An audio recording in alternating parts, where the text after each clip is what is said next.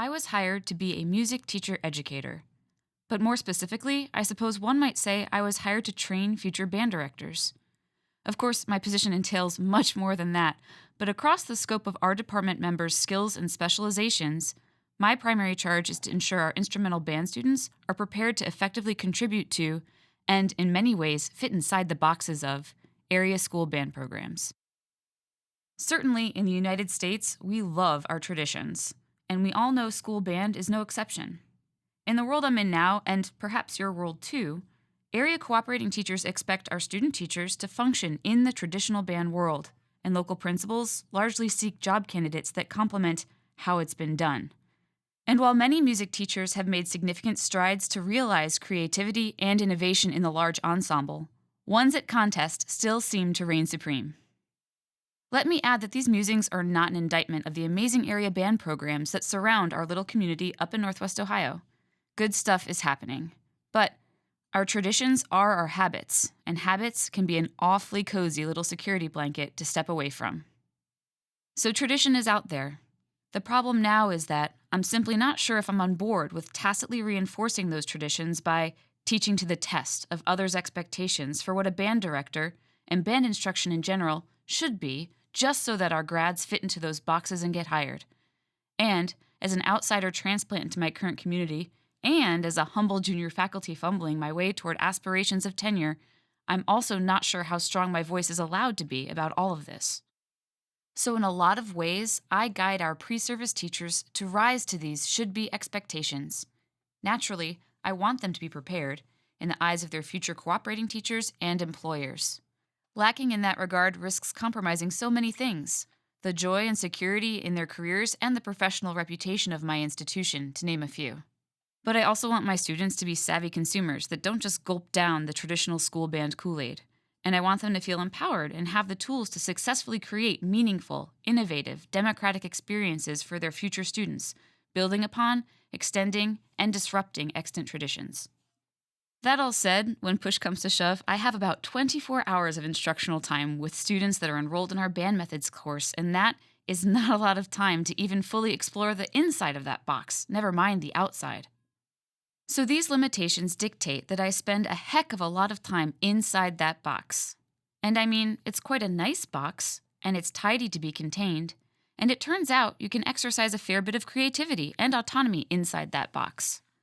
But how we craft our coursework should reflect students' professional needs, while also providing a space for us to share alternative values and ideas in a manner that helps our students find their own critical voice in the classroom as both teachers and students.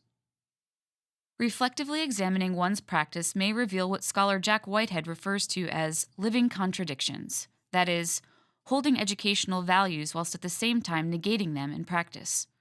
At the collegiate level, such contradictions may surface when music teacher educators are expected to prepare pre-service teachers for a K-12 music career embedded in some traditions that may warrant reevaluation or reimagining. Or as another example, if your university requires you to support your students in completing a certain Pearson-tastic capstone experience even if you think it's hot garbage. And so, how I've been approaching our band methods class thus far makes me feel kind of like I'm ultimately teaching inside a box to meet pre-established notions of what band directors do and what has been done, because demand, because habits. Don't get me wrong, I'm a proud band kid, but it's hard to be an unabashed cheerleader for a tradition that, in its most typical manifestation, is just not what I feel is the be-all, end-all for music education. And I don't know if I'm as transparent about that sentiment with my students or my community as I could or should be. Perhaps in part because I don't want to douse my students in professional cynicism before they've even left the gate. But we can convey realism without cynicism, just as we can explore new ideas without skepticism. So, to tackle this, Whitehead suggests prioritizing the question, how do I live my values more fully in my practice? And this past year, I've been challenging myself to do that, not just through modeling more democratic and creative teaching practices and more innovative programming in the traditional band setting, but also in supporting a broader range of musicking throughout the program, and by trying new things myself, and being transparent and vocal about all of those choices with my students and the why behind them. And I'm starting to feel at least a little more hopeful that they're getting the ingredients that might inform a broader perspective of band director. But it takes a village and context matters. I mean, if you've ever seen a Pinterest fail, you know that just using the right ingredients doesn't mean it's going to happen. So if we want our students to value innovation, doesn't their exposure need to live in the spectrum of their realities and coursework in some fashion or another? Not just in the hour and 40 minutes we see each other each week. So there are more questions to ask. To what extent are variable models of instruction supported and explored in the collegiate large ensembles our students music in each day? If we preach the importance of diverse, democratic practices in the ensemble, and our students only experience traditional, autocratic models in their collegiate musicking, what does that communicate about values surrounding best practice? In what ways are diverse methodologies actively espoused by the cooperating teachers our students are learning alongside? Are area cooperating teachers wholly supportive of our students trying new things? Really? And if the answer is no, how do we find a way to yes? How does the full scope of music education courses cooperatively explore strategies motivated by comprehensive musicianship? Where is there overlap, and where are there gaps in the curriculum with regard to building our students' sense of agency outside of the box, in the large ensemble setting or otherwise?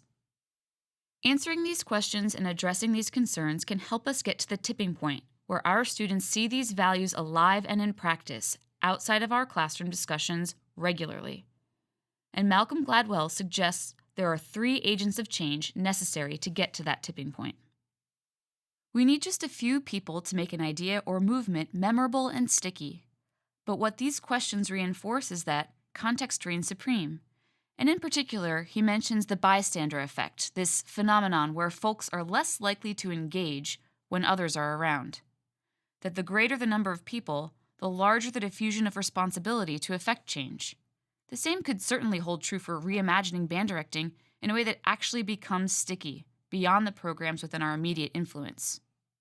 So you know how when you clean out your closet, that nonsense gets to be way more of a disaster before it gets to be where you want it to be? Maybe it all just needs to get a little bit messier first. Maybe we need to become more comfortable with risk-taking, planting the seeds of new ideas not just with our students, but also in the gardens of those around us. So here ends my professional identity crisis. Band is good, but maybe instead of struggling with fitting inside the box to meet others' expectations, we might reconceptualize that box as just one type of foundation from which ideas and values can be built.